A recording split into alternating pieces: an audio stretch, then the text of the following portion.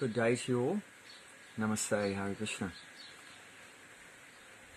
So today's topic is, are you getting all six tastes? So what does that mean? What's that about?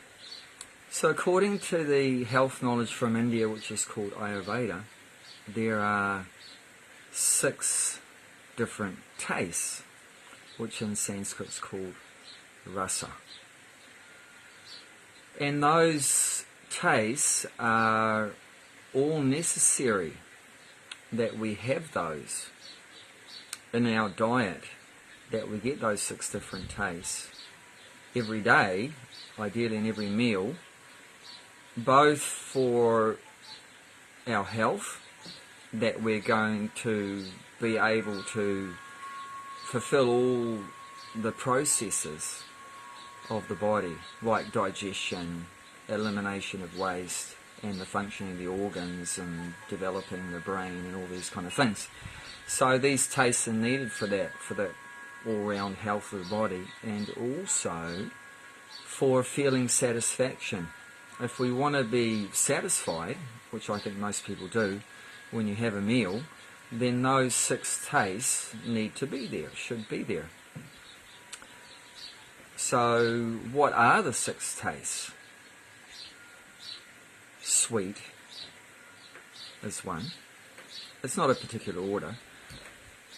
Sour, salty, astringent, pungent, and bitter.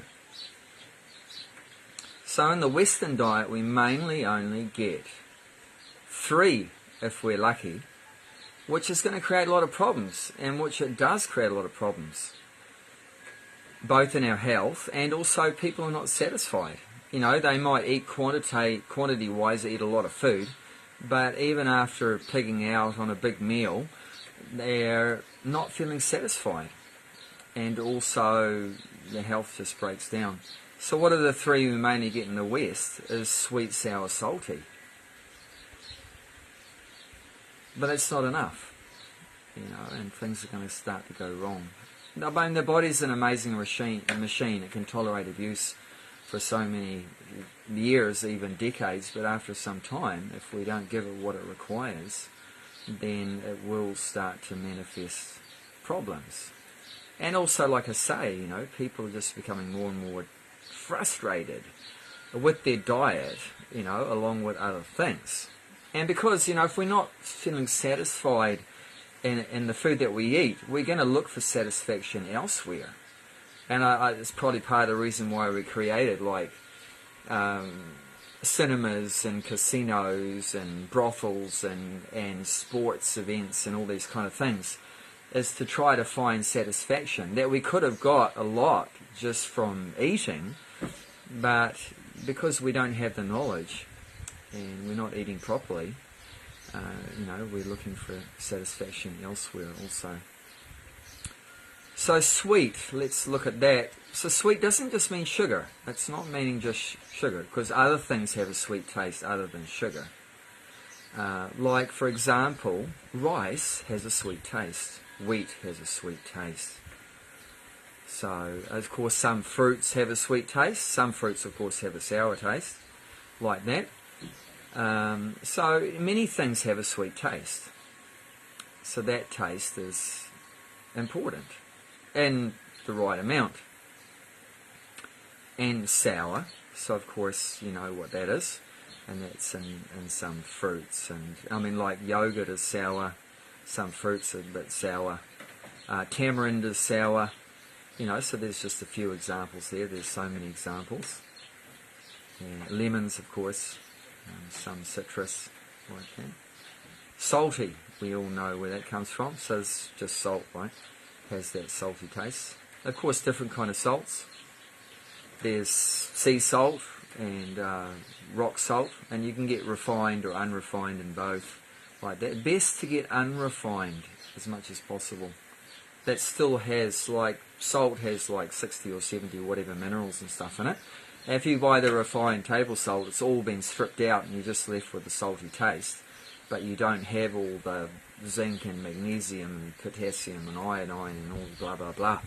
you know, but it was there initially, but it's all been taken out. So really good if you could get, you know, in its unrefined form.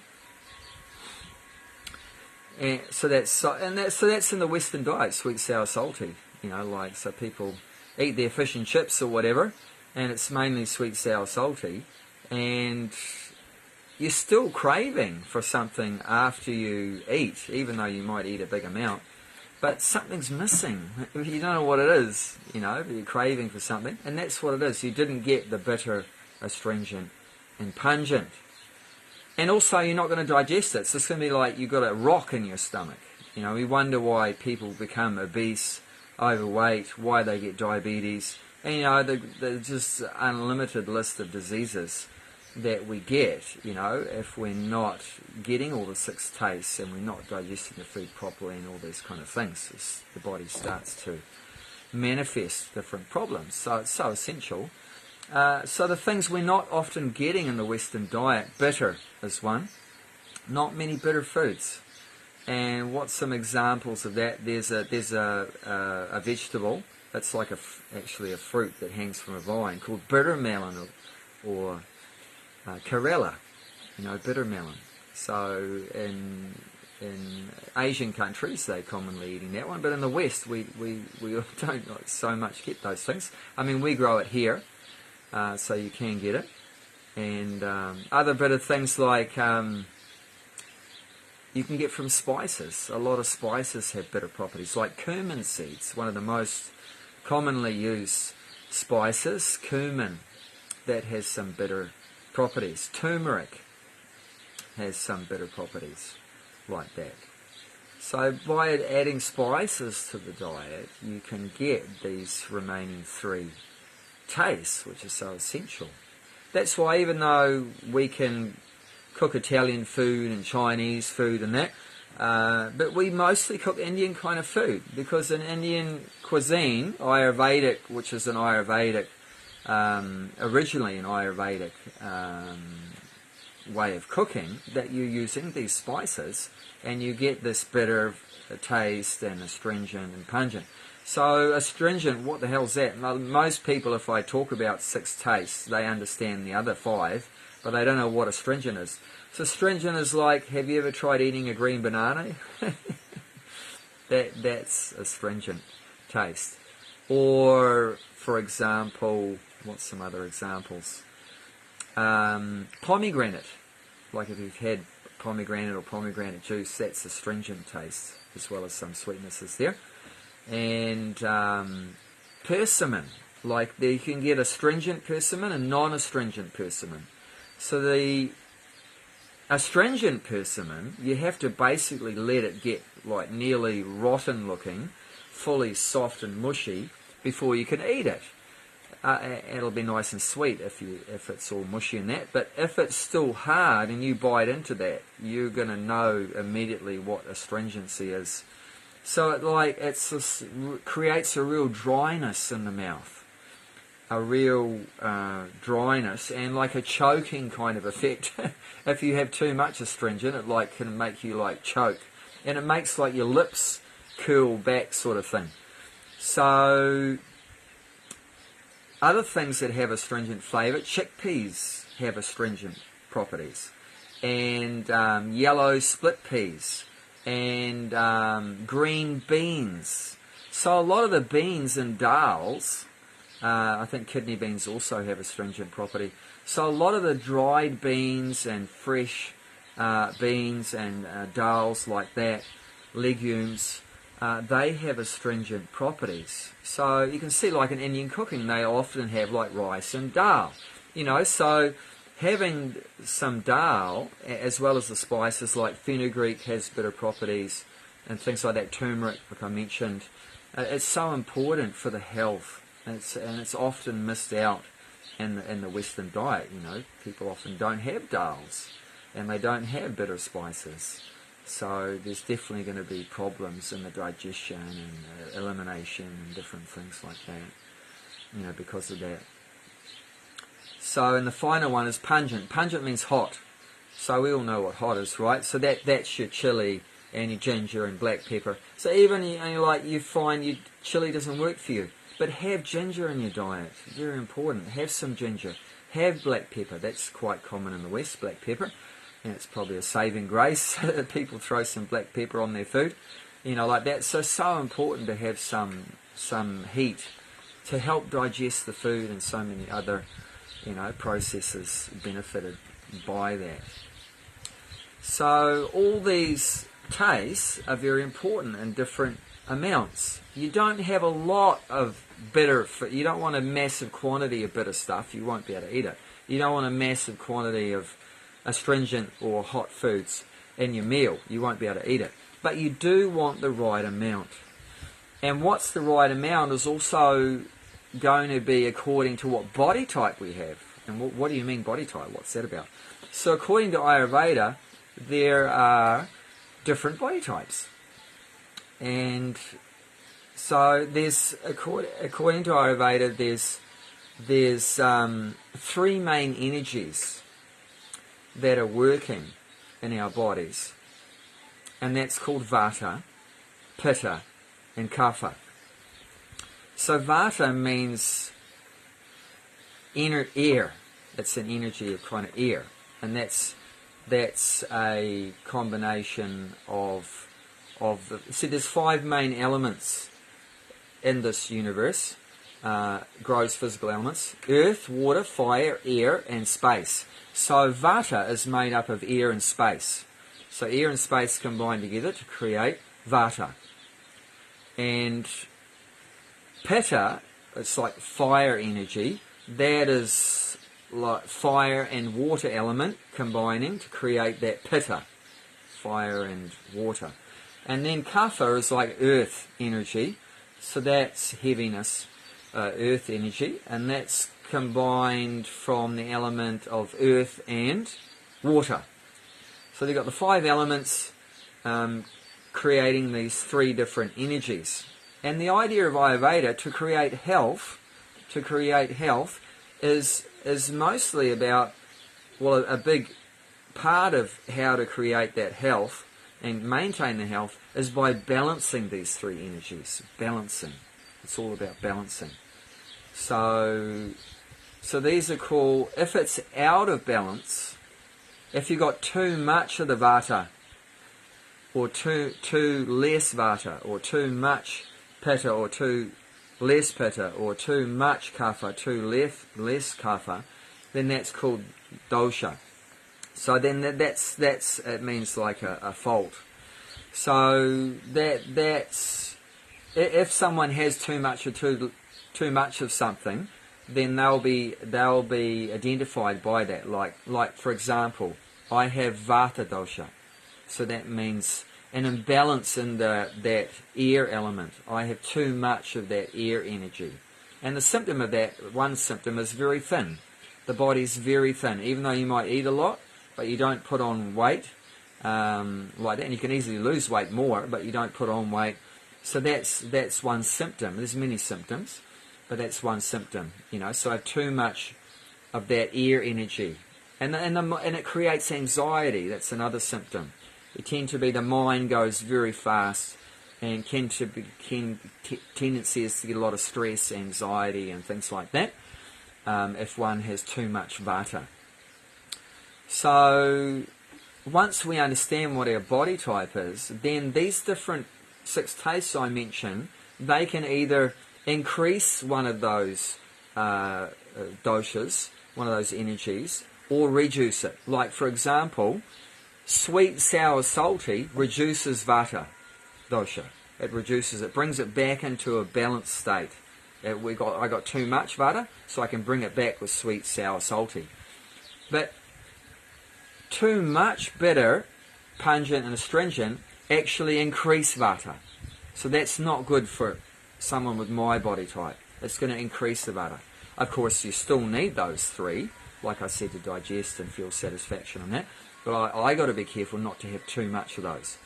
But for someone that's Kapha or Pitta, then astringent and bitter food is brilliant. You want to have more of that. That's going to bring into balance your pitta, the fire, and the earth, the kapha, like that, bring it back into balance more.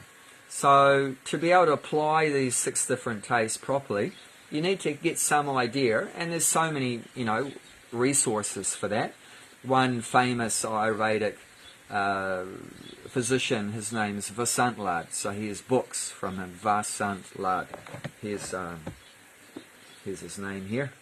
It's all back to front, back to front for you. But Vasant Lad, you can look it up, and on the online and stuff, you can just look up Ayurveda and that.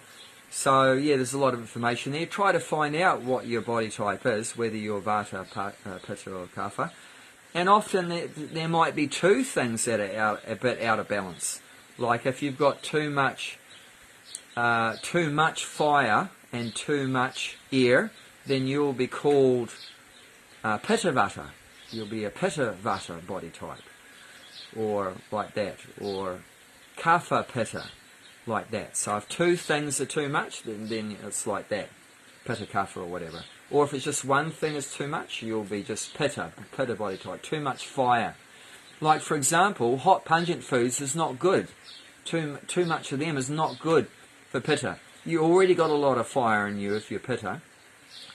And you don't want to add more fire, fuel to the fire, by eating more chilies and black pepper and stuff. It's going to make it even worse.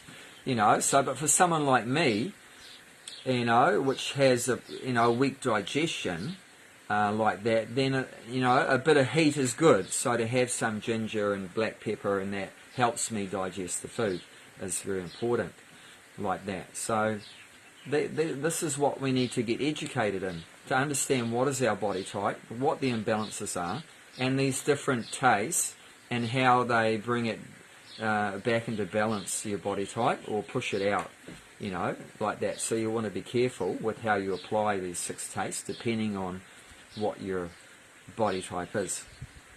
But yeah, I find it's really fascinating, and it's really scientific, really logical, and it's a lot better than the Western system. See, what's the Western health system is basically let your health completely fall apart, become completely broken down and sick and everything, and then try to put it back together with operations and medicines and so many things like that.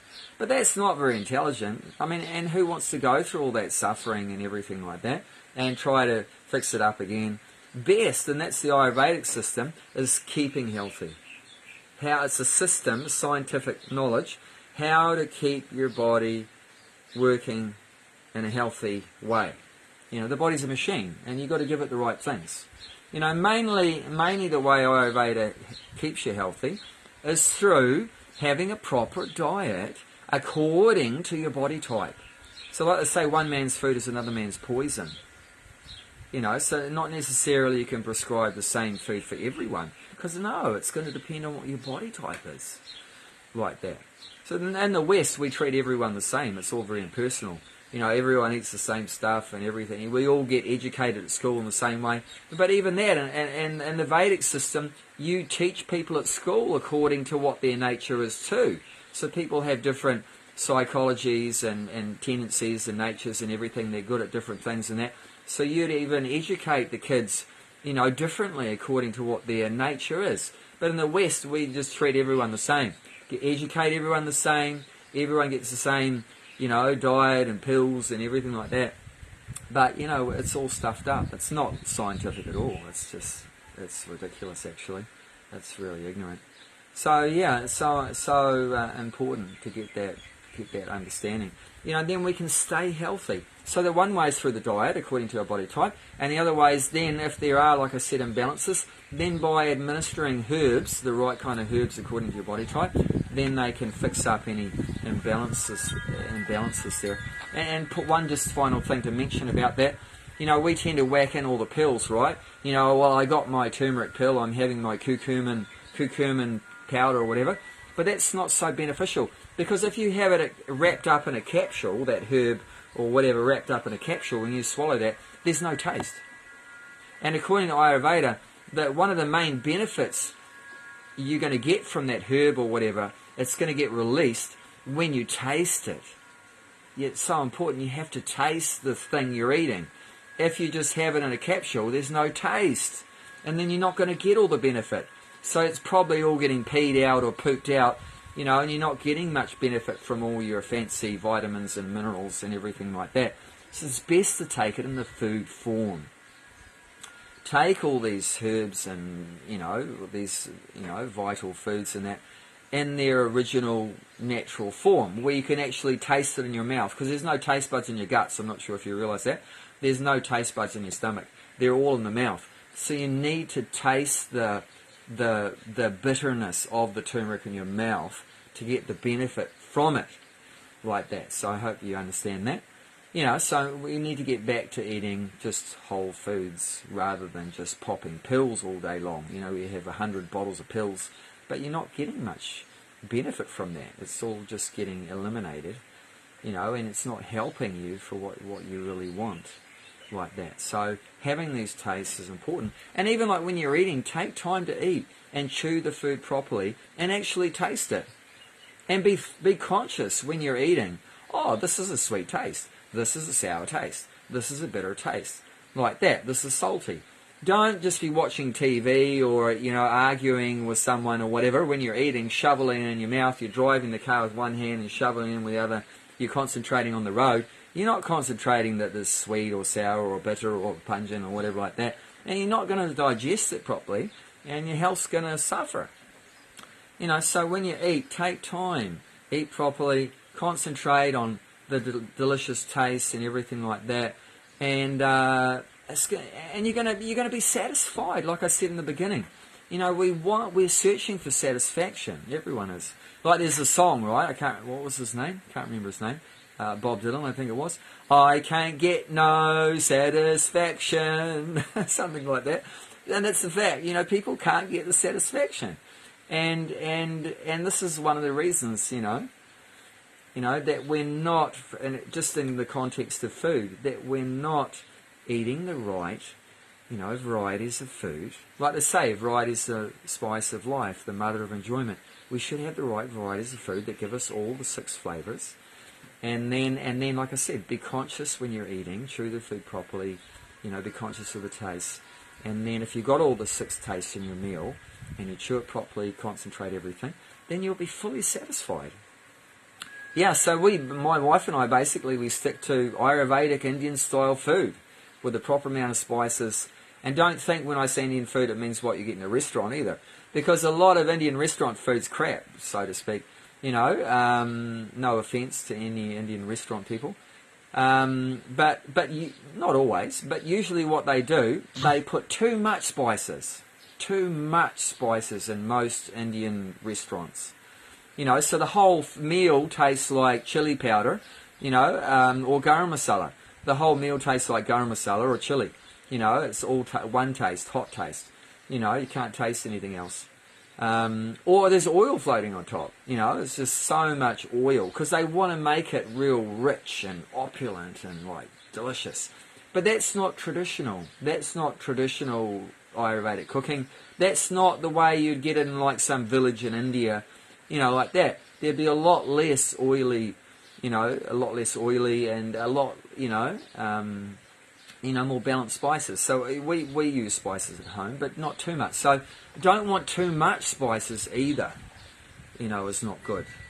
But just the right amount, and then you know the body will get everything it needs to process the food, and you'll feel satisfied. So thank you for hearing us out, and I really hope then something there, some tips can help you with maintaining your health. You know, that's what we should work on. And better to spend money to stay healthy rather than to spend money when you're sick, isn't it? Because you think, oh, I don't have time to cook all these things with 6 tastes. I don't have time to chew my food and all. Yeah, what's this about? It's too complicated. It's too much work, you know, to eat whole food and have all these 6 tastes and everything. I just want to whack down the fast food and get on with my work. But I'm sorry, mate. Whether you want to spend time and money or not, you're going to have to. Would you rather spend time and money staying healthy or time and money being sick? Because I guarantee you're going to do it one way or another. You're going to spend time in the hospital and you're going to spend money, and the bloody operation is not cheap. You know, you get diabetes or whatever, you're going to be stuck on that, what do you call it, dialysis machine for hours of your day and week and month and year for decades, on the dialysis and paying for expensive medication, everything like that. So you're forced to spend time and money. So your only choice is spend it to stay healthy or spend it being sick. I know what I'd rather spend it being healthy, so take your pick, So yeah, best wishes with your health. And then if you help your own health, then if you figure out how to help your own health, then help others with their health as well. And then, say, well, I'm a spiritual person, I'm not worried about that kind of thing. But even like me, I'm a Hare Krishna follower, and I love spiritual things, but and my relationship with God's important to me. But even I can't develop my relationship with God and my practices to serve God if I don't have my health. I can't do that. I can't even chant. There's been times when I've been really sick when I can't even chant Hare Krishna, which is the main thing we're supposed to do. So you can't say that, well, it's not very relevant to me because I'm a spiritual kind of person. I don't care about the body. We're not the body. No, we agree we're not the body, but still you need the body even to develop your spiritual realization. It's useful. It's a useful tool. It's a useful bit of machinery. So even if you're highly advanced, in your spiritual realization, but still you need to have a functioning body. Unless you're already fully enlightened, and then, well, you could die today or tomorrow. It doesn't really matter. If you're already there, I'm not. I've still got a way to go.